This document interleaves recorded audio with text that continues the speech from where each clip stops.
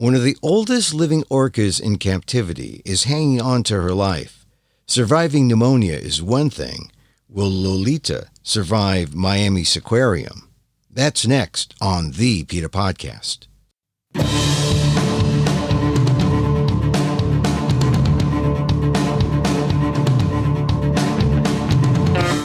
Welcome to the PETA Podcast. I'm Emil Guillermo, your host for this inside look at animal rights, brought to you by PETA, the largest animal rights organization in the world.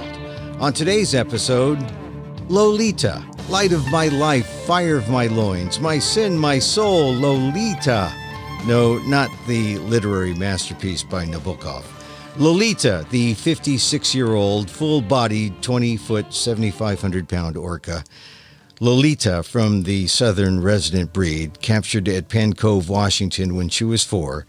Lolita, then immediately sold to the Seaquarium in Miami, where she has lived since 1970, but alone without an orca companion since 1980, more than 40 years, living in an 80-foot wide tank that is more like a liquid straitjacket. It's called The Smallest Tank in North America, by Captain Paul Watson in his book Orcapedia. Now, Lolita is suffering not just from the symptoms of abnormal repetitive behavior and the psychological trauma from confinement, but now from pneumonia, according to a whistleblower who called PETA, and possibly suffering too from the inadequate care after the Seaquarium fired a longtime veterinarian who had complained about the conditions for animals. Last year, PETA revealed a damning 17-page federal inspection report that included animal welfare violations. Lolita has PETA's Jared Goodman, the Vice President and Deputy General Counsel for Animal Law, Legal, and Corporate Affairs, battling on her behalf. Jared and I talked about Lolita and the Miami Seaquarium on the PETA Podcast. So the Miami Seaquarium is a facility located in Miami, Florida, in the Biscayne Bay area that's been around since the 1950s. And in the late 60s and early 70s, they decided to buy some recently captured orcas for the very first time. So they brought into the tiny tanks that they have there a killer whale named Hugo. And then about a year later, Lolita. And that was in 1970, in August 1970, when she was captured off of the coast of Washington state. She was one of 7 who were rounded up and sent to marine parks, but the only one who was sent to the Seaquarium. So as of that time, they had 2 orcas in this tank. In 1980, Hugo died after repeatedly ramming his head into the side of his tank there. The side of the tank in which they're both held. So since 1980, 42 years now, Lolita has been without the company of another orca, despite the fact that these are incredibly intelligent, complex, and social beings. So tell me about just that kind of existence. Is it similar to solitary confinement? Would it be that sort of thing, or would it be worse than that? What is it analogous to? You know, it's hard to say anything is worse than solitary confinement, knowing what we know about the detrimental impact that has on the human brain. But given that orcas have brains that are as complex and highly developed as humans, we know that it is likely similar conditions are likely similarly distressing to them and impactful. So Lolita's tank measures only 20 feet deep at its very deepest point, and she is 20 feet long. There are other parts of the tank that are only 12 feet, and even apart from that, the water is also often reduced in the tank to give her even less space. The tank at its longest width is only 80 feet. That's 4 body lengths for her. You know, PETA often says this is the equivalent of a human living in a bathtub, and that isn't very hyperbolic. This is a person who is essentially in solitary confinement.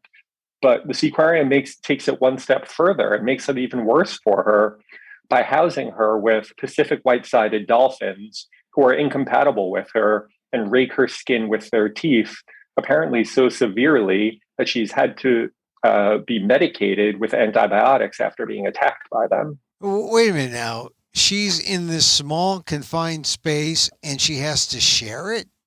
That's exactly right, with one or two Pacific white-sided dolphins. And these are just, they're not compatible species. In particular, the individuals she's been held with are not compatible with her. And we know that from the Seaquarium's own records showing that she is repeatedly attacked by them. And orca biologists indicate that while orcas are the apex predator of the ocean, so you wouldn't necessarily expect them to be attacked, this is a matter of mobbing behavior. So the Pacific white-sided dolphins are threatened by this larger apex predator in their tank. And because they're smaller and able to maneuver better in this incredibly confined space, they're able to attack her. Well, I think what people really can't fathom, unless they know orcas, you're saying that Lolita is 20 feet long, but that's like 7,500 pounds of orca, which is massive. And so you just imagine this small space, which you say is about a depth of 20 feet in the middle, about 12 foot around the edges. You're not talking about a big space. And then you have these little annoying porpoises. They're like, they're just another species of dolphin. The Seaquarium has, I think, perhaps put those animals in the tank because the Federal Animal Welfare Act requires that social animals be housed with a member of a compatible species. The USDA has long signed off on allowing them to keep these animals together, and that being sufficient companionship for Lolita, even though every expert who is not affiliated with the captive marine mammal industry agrees that this is not appropriate pairing for her. And it's like, for example, while they are both dolphins, orcas are the largest member of the dolphin family, they are no more closely related than you or I and a chimpanzee. And obviously, we can't be confined in a small space with an adult chimpanzee because they would tear us apart. Yeah, we're not a compatible species. I could deal with you, but you and a chimpanzee, that would be difficult. Well, tell me, so before they added these two other dolphins, it was just Lolita and Hugo, which was another orca. And was it just Hugo and Lolita, and were they happy? I believe it was just Hugo and Lolita at that time, but no, they weren't happy. While she did have social companionship back then, at least, trainers from when she first arrived reported to us that her skin would crack and bleed from being exposed to the hot Miami sun. And so she's never been held in conditions that appropriately replicate what she requires to engage in natural behaviors and to live in some semblance of a natural environment to her. When did PETA get involved? Hugo passed away. Lolita has been there for some time because Hugo, when he died, it was 1980. So it's been a while. When did PETA get involved, and what have you done to either improve her situation or to change her conditions there at Seaquarium? PETA became intimately involved in Lolita's case about 10 years ago. And that was the beginning of what I will call a litigation campaign that still continues to this day. We have sued the U.S. Department of Agriculture for rubber stamping the Miami Seaquarium's exhibitor's license, even though the conditions in which Lolita is held pretty clearly violate the plain language of the Animal Welfare Act regulations. And this includes the size of her tank, which, by the way, is the smallest orca tank in the world. The courts in that case ultimately found that the USDA had discretion to just rubber stamp the facility's license, even if they have proof that it isn't actually compliant. The next lawsuit that we pursued, and it had an associated petition that was filed with the National Marine Fisheries Service, because the southern resident killer whale population, from which Lolita was taken back in 1970, was listed as endangered in 2005. But when the agency listed the population, they specifically carved out Lolita from the protections. It said all southern residents are endangered except those currently in captivity at the time of listing. And she was already the only one left at that time. Why do you think they did that? The only explanation for them carving her out is to protect the seaquarium and the industry. And it's illegal. They simply can't base an endangered listing decision on whether an animal is captive or in the wild. And so we did successfully convince the National Marine Fisheries Service to remove that exclusion, and that granted Lolita protections from harm and harassment under the Endangered Species Act. So after that success, we sued the Miami Seaquarium under the Endangered Species Act directly, alleging that these conditions in which she's held, where she's, again, abused by her incompatible tank mate, she's exposed to the hot Florida sun that causes her skin and likely her eyes injury, and other ailments that we learned about through the litigation that violated the ESA. Unfortunately, again, the courts ultimately determined that even crediting all of that evidence of her suffering, our expert witnesses, dozens and dozens of pages of expert reports describing the manner in which she is suffering from these conditions, the court still held that that didn't equate to a violation of the Endangered Species Act. Wow, how frustrating was that? I mean, just as you described the amount of work, and some people would say, is it worth fighting for that one orca? Is it worth doing that amount of effort? And clearly, you must feel that it is. Absolutely. Lolita is a sentient and incredibly intelligent individual, and that's what PETA cares about. We're here to protect individual non-human animals from exploitation and abuse.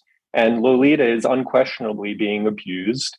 And we have these legal mechanisms that are supposed to protect her. So we're going to pursue them. The court in the Endangered Species Act cases, the appellate court, I think, even telegraphed that it didn't really think its decision was firmly based on the law, but more so because Lolita had already been in captivity for 40 some odd years. The court didn't feel comfortable requiring her to be moved because it was afraid that her blood would be on their hands if she ultimately died.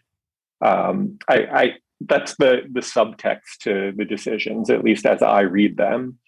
So that was the end of the Endangered Species Act lawsuit, but we still have another case pending against the U.S. Department of Agriculture. Similar to the first one, it relates to their decision to license the Seaquarium.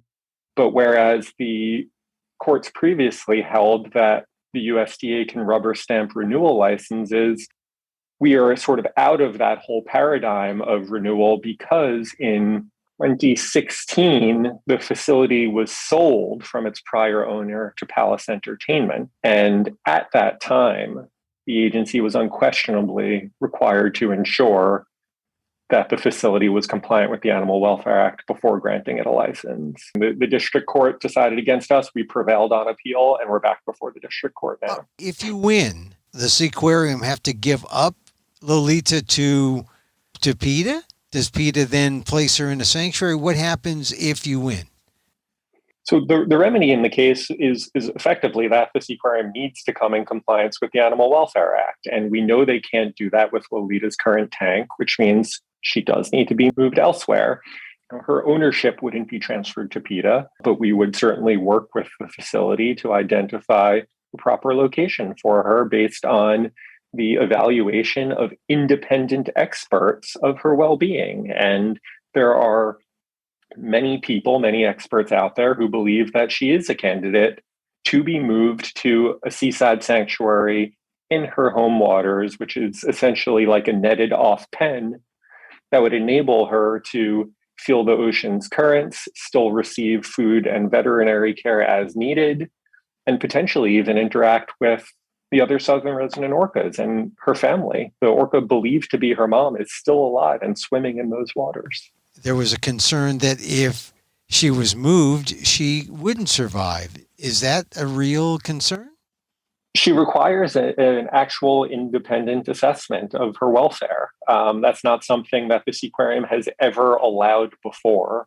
To the extent that the court felt that way, which again, I think the court was telegraphing, but didn't explicitly say that, it was based on the Seaquarium's own representations in our lawsuit. We've never seen any sort of independent assessment indicating that she's not a candidate to be moved. How many of these orcas are alive right now and in captivity that you know of? And I mean, it's a fairly small number. Lolita's an endangered species. Her family, the southern resident orcas, she is the only one remaining in captivity. Her family is critically endangered. There are 70 some odd members, and they've been struggling to recover ever since her capture. There are several reasons why the population is endangered, including vessel traffic, increased pollution. But one of the primary issues is that the population was entirely decimated for marine parks. That's it for the southern residents in captivity, but there are other orcas. She is the only one in the United States at a facility other than SeaWorld. There are about 20 orcas at SeaWorld parks. And as you may know, they have made the decision that the orcas who are currently there will be the last ones after an incredible amount and years of pressure from PETA and other groups. So they've agreed not to breed them and not to bring in any new orcas to their tanks. So that's hopefully the beginning of the end of orcas in captivity in the United States. However, there are some overseas as well. In France, at a facility called Marineland Antibes, and China and Russia have resumed captures and putting these orcas, newly captured orcas, in tanks. This has really been the life for Lolita. She's 56 years old, and now you've learned that Lolita is sick and may be dying. We learned from a whistleblower that she is suffering from pneumonia. And this is concerning because apart from her age, pneumonia is a common cause of death of captive orcas. 10 or 12 orcas, something along those lines, have died of pneumonia in SeaWorld's tanks. So we know this is something that can be fatal for her. And we're also concerned that she's not getting adequate veterinary care at the Miami Seaquarium because of who is caring for her. So what is the concern about the veterinarian or the person who is treating Lolita? The current veterinarian was hired for about 7 months from 2019 to 2020, which was her very first experience with orcas. She left the facility then and was only hired back after the two veterinarians there quit, or rather left for different circumstances. The longtime veterinarian who had been there for 25 to 30 years was essentially forced out after she began voicing her concerns about the welfare of the animals there. What is your overall concern about the ability for Lolita to get adequate care, period? There is the concern about her having adequate veterinary care. We do know that they are working with a consultant who often works with the marine mammal industry. So it's always difficult to know to what extent these individuals are putting the animal's best interests first versus the facility's interests. And also just whether she's able to recover continuing to live in these dismal conditions. We received drone video from just last week over her tank, and it is decrepit. It's filled with algae. It appears to be cracking. The paint is peeling. And it's possible that no amount of veterinary care can nurse her back to health when she's forced to live in these conditions. Her tank isn't taken care of? That's exactly right. And I think it has long been clear blue water, but I think that has changed because her tank and the area surrounding it has been off limits to the public since October. Yeah, due to COVID? It actually was not due to COVID. The facility was closed for a little while due to COVID earlier on. But after the USDA released a damming inspection report of the facility in September, they closed that stadium area to purportedly make some improvements. I don't know the status of any of these improvements. My understanding is that the USDA is just wrapping up a new investigation of the facility. Because the public has not been there to see her, they've not had to ensure that the water is crystal clear, so the patrons are happy. Tell me about that 17-page document that you referred to. How damning is it, and is it probably something that could help PETA in its legal action? It certainly has helped PETA tremendously, whether it be in the legal action or just rallying the public to demand better of the Seaquarium and to avoid marine parks. But this report shows what we've been saying for years, that animals are suffering terribly at the Miami Seaquarium. The tanks are in disrepair with poor water quality. There's inadequate protection from the sun. And they're being held with incompatible animals who regularly injure and kill them. So I mentioned to you the fact that Lolita is harassed by other Pacific white-sided dolphins in her tank. But within the span of just 15 months, 2 dolphins and a young sea lion were all killed by their tank mates at the Miami Seaquarium. Their necropsy reports, their animal autopsies showed that they were killed by trauma. And even after all of this happened, animals continued to be injured by others in their tanks. And the USDA report indicates that the Seaquarium still, at the time of the inspection, did not have any way of determining who was incompatible to help avoid the issue from happening again in the future. That is sort of very broadly the concerns that were raised in the report. But specific to Lolita, they were ignoring the veterinarian's advice, again, the veterinarian who was forced out of there, including by reducing her food intake dramatically, requiring her to perform certain tricks that likely injured her jaw, and feeding her rotten fish. And they were actually planning on putting more dolphins in the tank with her, in complete disregard for the dysfunction that was already there. Yeah, one of the things that I'm seeing in some notes about the USDA report, apparently it's the first time the USDA cited a facility for insufficient shade. Yeah, that's exactly right. Well, for Lolita, we have to acknowledge that the water is incredibly shallow, so it doesn't really allow her to escape the rays and the ultraviolet radiation from the sun. Right. For other animals, they're essentially required to look up into the sun to get their food when they're being fed by trainers or the public. And there are no artificial structures in those areas to provide shade when that's happening. But you're right, this is the first time that the Seaquarium was cited for this, even though there have been no changes to the facility in 5 decades in this regard. We've been complaining, and it's been part of our lawsuit, that Lolita doesn't have inadequate shade for a decade. And now, finally, for the very first time, the agency is agreeing with us. So that goes to show you it's a matter of politics, whether they have the interest in actually enforcing the law against these facilities, because the facts haven't changed. The facility was in violation, and they continue to be. Yeah. Well, tell me about just Lolita's general condition. You got the whistleblower saying she's sick, she could be dying. What is the threat right now to Lolita's health? Is it critical? Is she getting better? Do you know, or do you have people telling you every week or so her condition? There are conflicting reports about it. So we learned late last week that after she first became ill, Lolita was then on 24-hour watch. So that certainly indicates that things were taking a turn for the worse, that they needed to monitor her at all times. My understanding is that that is still happening. Of course, does not bode well for her. The Seaquarium has said things from she's all right, which indicates that, they might agree that she's not doing that well, to she's improving. But they have not provided any sort of evidence of the fact that she's improving, nor do we have any reason to take their statements at face value when they've lied about her condition and the harm that she suffers for the 56 years that she's been there. Do you expect someday soon to get, a report that isn't quite so rosy?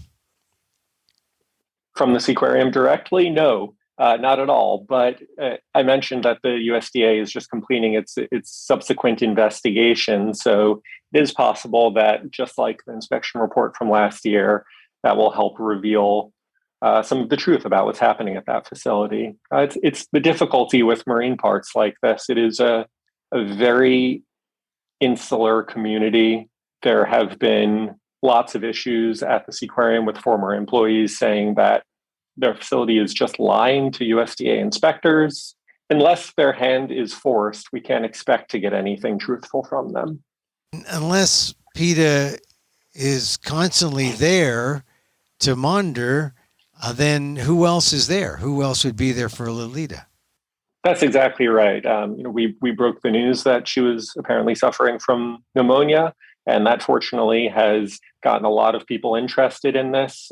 Just the end of last week, Miami-Dade commissioner, who is sort of spearheading the potential transfer of the lease from the current owners to a company that's looking to buy the Seaquarium, called for an independent assessment of Lolita's welfare before this transfer goes through. So that could potentially be a boon for her as well. So we're not really sure how this is going to go. She could recover or she may not. I mean, it's not clear about where she is on the, in the critical list. She's sick, pneumonia, but do orcas recover? Yes, I mean, orcas do recover from pneumonia. It's just a question of whether she can. How severe is this pneumonia? Whether her immune system is otherwise well enough to recover from it, whether she is getting the appropriate care. So it is, like you said, it's a big question mark, and we don't know if she's going to recover from this. But if she does, this is certainly as big a sign as any that the Seaquarium needs to do right by her and begin the process of transferring her to a sanctuary as soon as she is able to do it. Now, what can PETA do about all this at this point? I know you said you have one lawsuit pending. Where does it go now for you, since you're the Lolita expert on the legal team? Well, what is the hope now? I can't talk about any legal initiatives that we might pursue that we haven't yet. But in addition to our current pending lawsuit, we're certainly keeping a very close eye on the USDA and their inspection and investigation to ensure that nothing is swept under the rug, to the extent that we can ensure that, and keeping the pressure on the agency to do the right thing, as it finally did last year with that inspection report. Continuing to sound the alarm about the suffering of Lolita and other animals in these tanks, so individuals know what they're supporting when they go to a facility like this, and that the simplest way to end cetacean captivity is simply to avoid going to the parks. If people aren't coming in the gates to see them, then the facilities aren't going to confine them to these woefully inadequate tanks. Jared, you've been working on this specific case for some time. How long? And since you've been working on this, how concerned are you personally about the well-being of Lolita right now? I have been working on this since PETA began in 2012. So it is definitely something that I've been very close to. I've spent some time with her at the Seaquarium, and I'm very concerned for her well-being. It's not just the illness, of course. It's difficult to know whether she's suffering more in potential death than she is in life at the Seaquarium, because the one thing we do know is that she's going through a lot there. The attacks from the other animals, the inadequate water quality, the rotten fish, being forced to perform tricks for audiences. Her life is barely a life at all. And certainly my wish is for her to recover from this illness and to finally get to see the ocean again.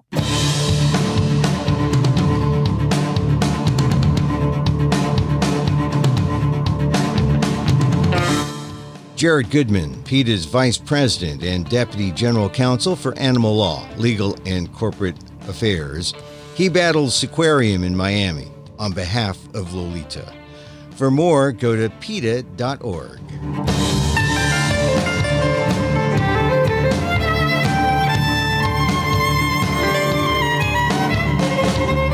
And that's our show for today. Thank you for listening. Don't forget to send a link of this show to your friends. Tell them you like the PETA podcast. Contact us at PETA.org. You can find me on Twitter at Emil Amok, or see my vlog at amok.com, or see my work at ALDEF, the Asian American Legal Defense and Education Fund. That's ALDEF, AALDEF.org/blog.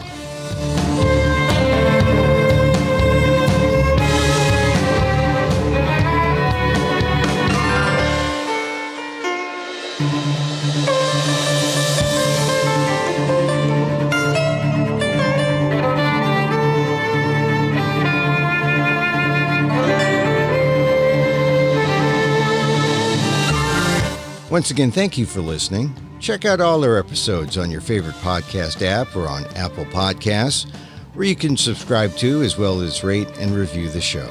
It helps get the word out about the issues you care about. Our music is provided by CarbonWorks. Check them out on YouTube. And join us again next time for more insight into animal rights and the fight for a cruelty-free world on the PETA Podcast. I'm Emil Guillermo.